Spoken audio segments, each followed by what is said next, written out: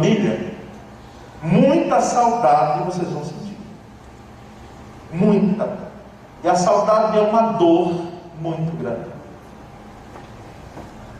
Aos filhos, alguns aqui passaram dentre esse pastor, por isso aqui, perda de pai, perda de mãe, perda de entes queridos, dói. Mas o remédio restaurador para essa dor que fica é a graça de Deus. Graça de Deus. Quando a saudade naquele dia bater no coração de vocês, e vai bater muito, podem responder com a graça de Deus. Podem responder essa saudade com a graça de Deus. Então Deus há de fortalecer cada um de vocês para que enfrentem esse luto. Enfrentem esse luto. Eu gostaria de testemunhar o que Rivaldo fez como um defensor, sim, forte, ferrenho do estudo da palavra. Ele tinha um amor, um cuidado ao estudar. Tinha alguns temas que ele demonstrava que gostava mais, como escatologia, como a doutrina da graça de Deus. No final do ano passado, nós já estávamos fazendo estudo apenas online, e aí ele ministrou, nós estávamos estudando Apocalipse, ele ministrou com toda a dificuldade que já estava tendo, mas ele ministrou um dos estudos nossos sobre o livro de Apocalipse. E a gente via no professor Rivaldo esse amor pelo ensino da palavra, pela ministração da palavra de Deus. Esse legado que ele deixa, desde que eu me lembro, o professor Rivaldo era professor da classe de homens. Depois dividiu duas classes, ele ficou sendo de uma das classes de homens, mas sempre com esse cuidado da ministração da palavra. Ele nos deixa um exemplo do amor pela ministração da palavra de Deus, o amor que ele tinha por defender a doutrina, a sã doutrina, e fazia de forma brilhante. Inclusive, na nossa classe, tinha alguns alunos que podia faltar quando outro professor ensinava, mas quando sabia que era o professor Rivaldo que ia ensinar, não tinha como faltar. Cancelava outros compromissos para não deixar de estar ouvindo a ministração. Que Deus console a família e que possamos seguir o exemplo do professor Rivaldo no amor e no ensino da palavra.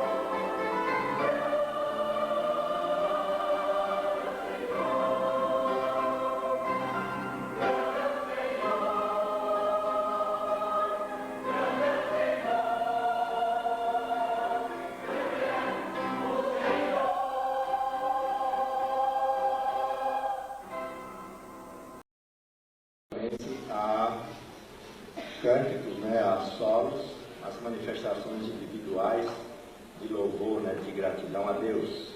Nós gostaríamos com o pastor disse que se fosse feito com toda a sinceridade, responsável meu ponto de vista, eu não gosto de apresentações, mas que se for feito, seja feito realmente com esse tipo de contrição e de louvor para a glória de Deus.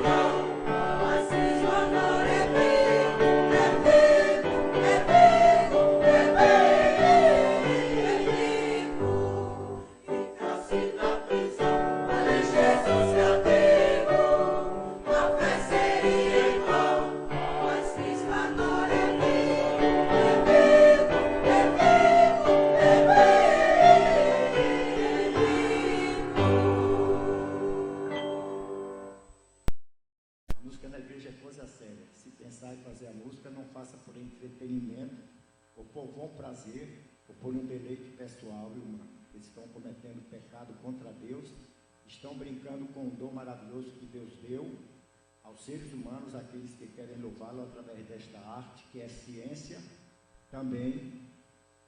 E por isso as igrejas, pastores, têm sofrido muito por causa do movimento musical eclodido desde os anos 60 até os dias de hoje. Estão brincando com coisas sérias e brincando com coisas de Deus. Cuidado, porque o troco virá. Deus não é inocente. Se Deus chamou para esse ministério, faça-o diligentemente. Se não chamou, desista de estar aqui no meio servindo através deste recurso. Porque você não está edificando nem ajudando a construir as verdades bíblicas da palavra de Deus, até mesmo a instrução doutrinária. Louvai ao Senhor. Louvai o nome do Senhor. Louvai os servos do Senhor. Vós que assistis na casa do Senhor, nos átrios da casa de nosso Deus, louvai ao Senhor, porque Ele é bom. Cantai louvores ao seu nome, porque Ele é bondoso. Vamos para João 4:23.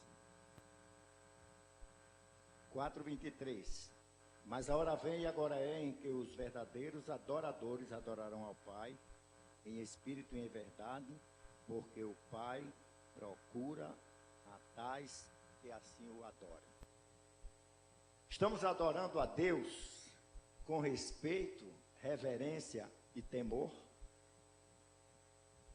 Será que temos colocado dentro da nossa maneira de expressar a Deus na adoração esses requisitos básicos? A música que elevamos a Deus está expressando isso?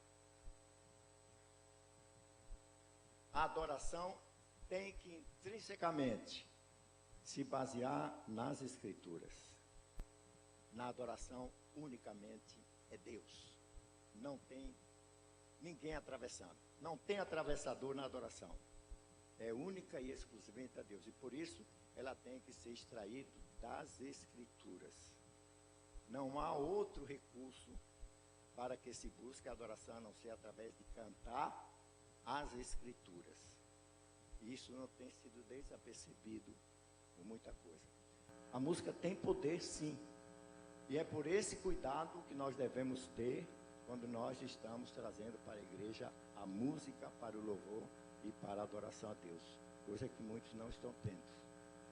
Não estão sendo diligentes. Precisa buscar a orientação de Deus.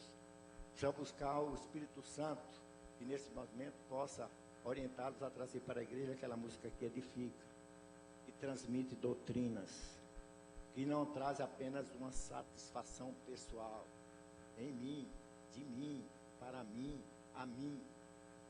Isso é um egocentrismo, era um antropocentrismo, e muitas vezes, na maioria, a música gospel não está trazendo músicas que falem sobre salvação, sobre a crucificação, sobre a remissão de pecados. São pouquíssimas as músicas que nós encontramos. E aí começaram a aparecer a proliferação de músicas que não tinham nada a ver com a mensagem de Deus e traziam heresias. Aí apareceram a terminologia. Sonhos de Deus. Deus, você. Deus naquele aspecto intimista, sensual. Movimentos hoje que já passaram a ser até movimentos chamados de axé gospel, funk gospel. E agora, ultimamente, quem sabe o último movimento? O irmão não acompanha, não é obrigado a saber não. A rocha gospel, a rocha de Cristo. Não é para rir não, irmão, é para chorar. Está vendo, os irmãos, aonde o diabo está carregando, especialmente a juventude incauta, para um lado, às vezes tão místico, tão sensual, tão fora dos padrões bíblicos. O pastor Paulo Sérgio, em boa hora, com a eleição, ele disse que vai se reunir comigo. E nós vamos fazer uma seleção de cânticos para extirpar do cancioneiro ou da coletânea de música, especialmente que os nossos jovens cantam às vezes inadvertidamente, porque não procuram analisar à luz da Bíblia. Nós temos cânticos muito bons que podem e devem ser usados para nos cultos, para a edificação da igreja. Irmãos, quando nós vemos aqui se cantar Deus sendo tratado por você, nós temos que admitir que justamente é o termômetro espiritual que está baixando. Ao Senhor nós devemos servir e honrá-lo com temor e tremor. Ele é o eu sou. Ele não é eu sou igual. Eu estou acima. E o Senhor quer que se trate Ele como Senhor. Toda a Escritura está, toda ela, eivada desses conceitos de Senhor, de soberano, acima de tudo e de todas as coisas. Depois vem outra questão, que é a última. A música é composta de melodia, harmonia e ritmo. Foi assim que Deus constituiu a música como ciência. Hoje, modernamente, o que tem prevalecido é o inverso. O ritmo, a harmonia e a melodia. A melodia sempre aconteceu desde os primórdios da humanidade, e o ritmo, ele era apenas um movimento de levar a música, não precisava nem de bater. A própria música, que é chamada comprimento de ondas sonoras, ela já tem a sua cadência, determinado estado de ânimos em que nós estamos cantando, sem precisar bater, nem marcar, de alegria, de tristeza, de melancolia, de contemplação. Ela já tem na própria elevada, porque ela é um elemento constitutivo da arte musical, e Deus colocou melodia, harmonia e ritmo. Primeiro que prevaleceu a melodia. Depois, Deus mesmo instituiu a chamada, que hoje nós falamos de harmonia. E aí, pensam os irmãos, que o coral sacro, o coral dos hebreus, não era polifônico, não era monódico, ou somente monodia, ou seja, única voz, não. Ele tinha harmonia. Era mais de uma voz cantada na sua própria textura. Pedi o texto, mas ele se encontra em 1 Crônicas mesmo, vou achar, para ler os dois textos. Eu disse que a Bíblia, essas coisas nós temos que provar com a Bíblia. Pronto. Capítulo 15, versos 19, 20 e 20 diante. E Zacarias, Aziel, Semiramote, Jeiel, Uni, Eliabe, Maacéias e Benaías, com alaúdes, adaptando-os à voz de soprano. Olha lá. Do baixo. E Matias, Elifeu, Miquinéas, Obed-edom, Jeazarias, com harpas laptadas à voz de baixo. Olha, eu diria. Virem que Deus, já antes mesmo de qualquer movimento musical, que eclodiu lá pelos séculos 14 e 15 com a polifonia vocal, já existia. Lembra os irmãos que a música foi proibida durante séculos das mulheres cantarem. Mas antes mesmo, nos Hebreus, as mulheres já faziam parte do canto. Todos. Vimos no domingo, onde explanamos a respeito disso. E dentro justamente coloca essa beleza dentro do canto, dentro da voz humana, que é justamente a música, a melodia e a harmonia. O ritmo jamais deve prevalecer dentro do canto coral ou congregacional ou qualquer um dos seus efeitos sacros. Por quê?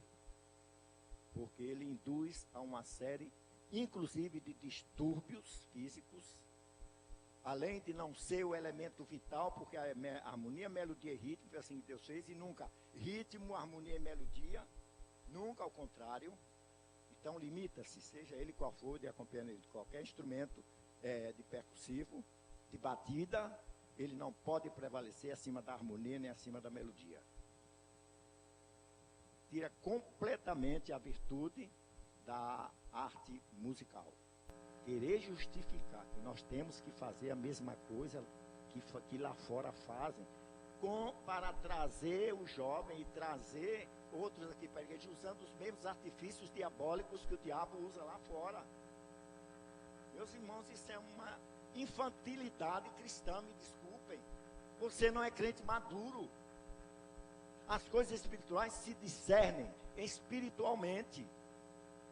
É preciso fazer a diferença entre a música profana ou a música que canta lá fora com a música que faz aqui dentro, incluindo ritmos, letras e melodias e harmonias e tudo. A música foi aproveitada da música profana, da música secular, sim. Mas foi aproveitada a sua célula rítmica. Nós temos inúmeros hinos. Ele é aproveitado, inclusive, de canções, mas a célula rítmica. Não modus operandi, como elas fazem lá fora. E muitos trazem para a igreja da mesma maneira. Eu já ouvi hinos aqui, cantados ao ritmo de jazz. A igreja nem conseguia cantar, porque a deslocamento da sílaba tônica com a nota tônica da música original fez um estrago tremendo na música. E a igreja não queria cantar. Eu vi a tentativa aqui de alguns chinécios no conhecimento da música sacra tentarem fazer isso com hinos, porque cada música é escrita dentro de padrões, onde existe uma coisa chamada prosódia, onde a tônica bate com a nota tônica da música, porque dá um sentido poético com a parte litúrgica. Mas vou encerrar dizendo o seguinte: cuidado com a sua maneira de se apresentar na casa do Senhor. É o último ponto que eu queria falar. Músicos, vocês têm uma responsabilidade tremenda diante da congregação e diante daqueles que se apresentam. Quando os coros e quando Davi fazia a sua participação no culto, eles eram vestidos de talas ou becas ou adorno ou vestimentas dignas que reverenciavam o teador, vestidos de linho puro e tal. Está aí os corais, como eram. E às vezes a gente ia aqui para o púlpito da igreja, perante irmãos, maltrapilhos, ou exageradamente vestidos à moda, não está dignificando o nome de Deus, não. Você não vai para o gabinete do governador desse jeito, nem para uma audiência na justiça, nem numa câmara ou num ambiente secular, público, de qualquer maneira. Porque aqui na igreja tem que ser de qualquer maneira. Devemos para ver isso aí. Estamos adorando um Deus e nem sequer ousamos olhar para Ele, quanto mais nos apresentarmos de qualquer maneira. A Bíblia diz, vestidos de trajes santos. Trajes santos é o Espírito, mas também é o corpo. Coração emana as saídas da vida. O seu proceder, primeiramente, nascer aqui, do coração. Se você não trata Deus com a dignidade, na música, no jeito de cantar, no jeito de vestir, no jeito de louvá-lo, no jeito de adorar, precisamos voltar e pedir a orientação do Espírito Santo para que a igreja possa usufruir, sair para evangelizar, mas evangelizar mostrando o poder de Deus através da sua vida, na sua apresentação musical, física ou intelectual. Amém, irmãos? Diácono Rivaldo, o nosso diretor de música, tem a palavra.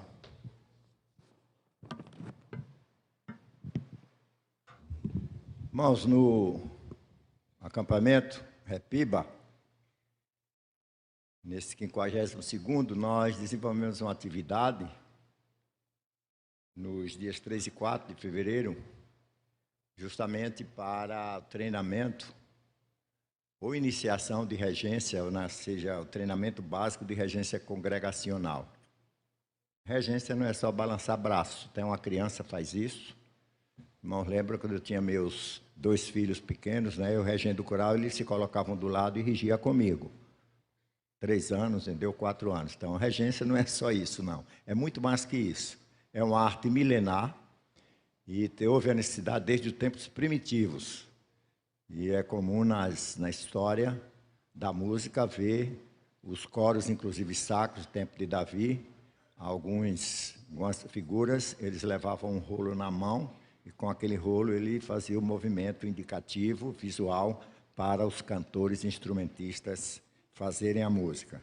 Depois, já avançando na Idade Média, foi instituído um bastão, que era para a regência dos músicos da corte de Luís XV, onde um renomado regente chamado Jean-Baptiste Lully, francês da corte, criou a Orquestra Violinos do Rei, e ele então introduziu o bastão para fazer os movimentos de tempo forte e fraco, e num deste, conta a história, está registrado na história da música universal, ele bateu com o bastão no dedo grande do pé, teve uma gangrena e ele faleceu. Foi a primeira vítima de regência. Além das vítimas que ocorrem, né, psicologicamente, instrumentistas e cantores machucam muito o regente, né? Graças a Deus não morreu nenhum ainda por conta de questões psicológicas ou infarto, né? Infarto talvez até tenha acontecido, como aconteceu em Brasília, com o renomado regente do Teatro Municipal em Brasília. Ele morreu em pleno ensaio. Mas depois, já no tempo de Beethoven, foi que se criou esse fenômeno chamado a batuta, né?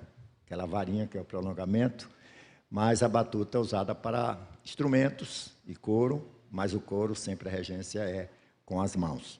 E a regência precisa saber para coristas, para a própria congregação e para o instrumentista, o que significa um gesto para baixo, um gesto do lado, um gesto do outro lado e um gesto para cima. Isso não é à toa, não. Então, vou visando justamente uma regência mais excelente, principalmente para a congregação, que aproveitamos aqueles momentos e com os irmãos que se interessaram por esse treinamento musical, que foram 2 dias, total de mais de 2 horas de trabalho ininterrupto. Eles trouxeram a noção básica e também como reger alguns dos hinos do nosso cantor cristão e do HCC. Então, esperamos que, já por solicitação destes e de alguns outros, que haja uma continuidade e nós veremos o possível para podermos fazer com que outros possam ingressar nesse treinamento básico. A regência é um curso superior, nós levamos mais de 2 anos só com regência. Vai desde a regência básica até a regência superior de orquestras sinfônicas e outros organismos tais. Então, nós vamos passar a entrega, assinado este certificado, muito bonito, né? Assinado pelo pastor e por mim, como reconhecimento aos trabalhos de regência musical, treinamento musical na área de regência congregacional realizados durante a 50º Repiba, nos dias 3 e 4 de fevereiro de 2019.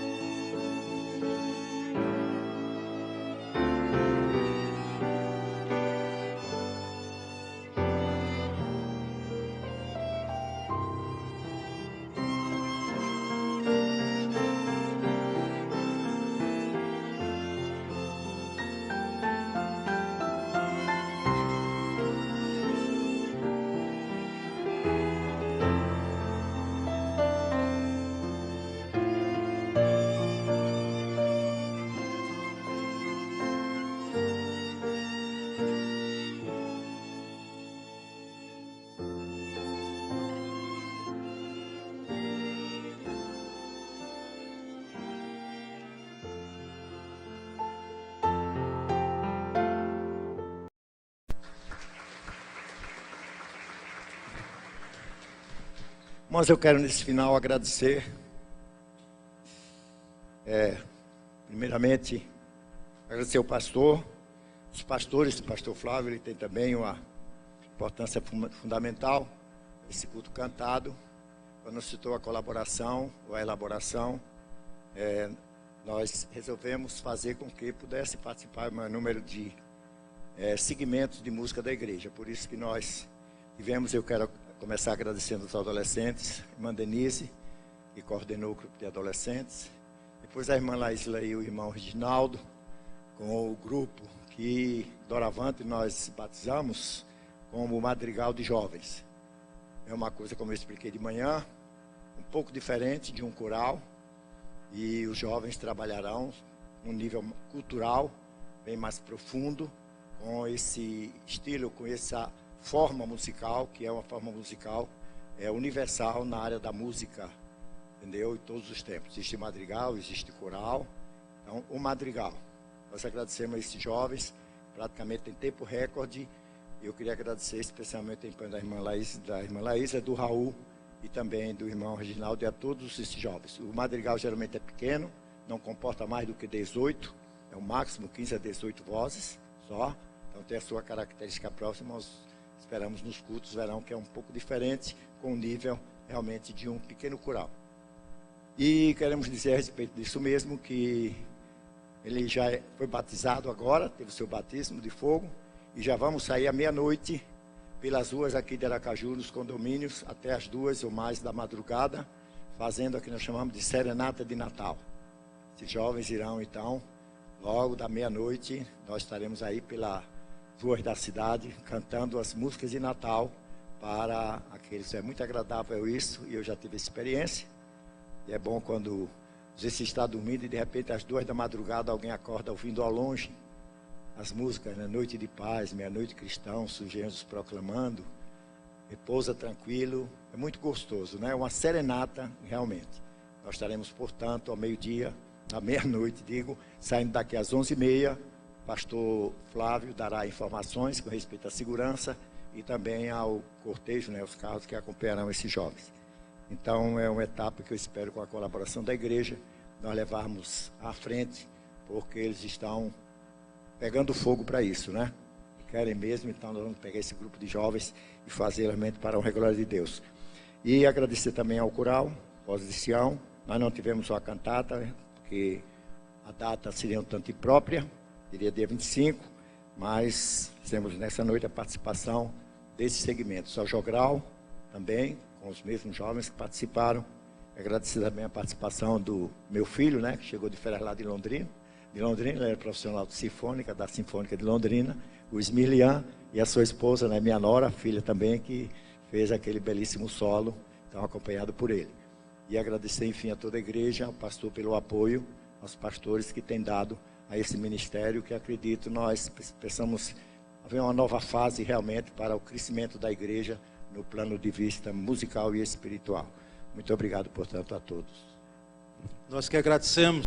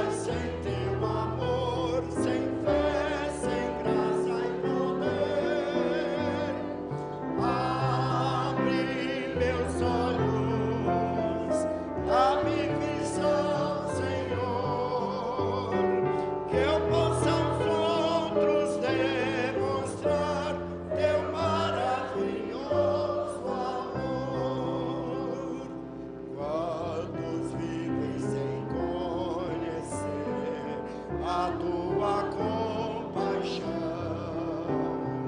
Me mostre pelo eu proceder o teu amor e perdão. Abre meus olhos, dá-me visão, Senhor, que eu possa aos outros demonstrar seu maravilhoso amor. Minha vida consagro aqui perante a tua luz. Tudo que sou pertence a ti, ó vive em Jesus. Abre meus olhos, dá-me visão, Senhor, que eu possa aos outros demonstrar seu maravilhoso amor.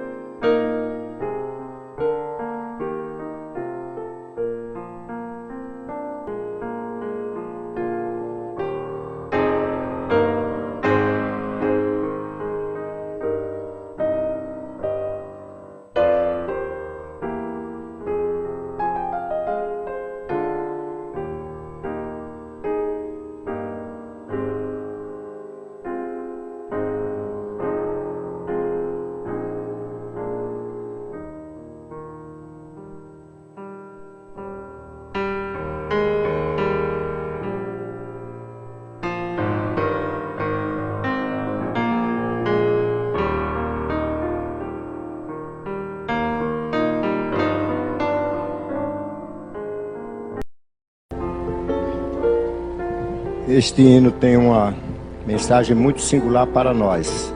não na sua origem que ele foi escrito, mas sobretudo no resultado de quantos hinos têm inspirado os servos de Deus a serem usados no momento em que Deus determinou.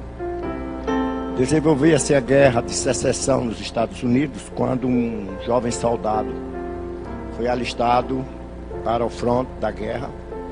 Sua família era crente, mas ele não era. A sua mãe colocou dentro do seu bornal, da sua mochila, um Novo Testamento. Lá na guerra, ele foi mutilado com 2 dos membros e, ao ler aquele Novo Testamento já no hospital, já na enfermaria, ele descobriu que tinha um Novo Testamento e começou a ler. E se converteu ali na enfermaria com a leitura do Novo Testamento, sua mãe colocara. Naqueles dias, adoeceu um outro soldado e prestes a morrer, pediu ao carcereiro que a toda pressa fosse atrás desse colega, soldado, que sabia que ele era crente, que ele estava à morte e precisava de uma palavra antes de morrer. Então, quando o carcereiro chegou, disse: poxa, eu sou noviço, sou ainda neófito no evangelho, como é que eu vou falar para esse homem que está perto de morrer, para esse colega? Então ele logo lembrou-se, porque eu via os hinos cantados, esse hino de Moody, né, de Moody, e o escrito tanto da música como a letra desse casal. Então ele lembrou-se, cada momento era aquele momento dele, mesmo sem ter o preparo necessário para, num momento tão difícil, tão extremo, falar para o seu colega. Ele relutou e foi.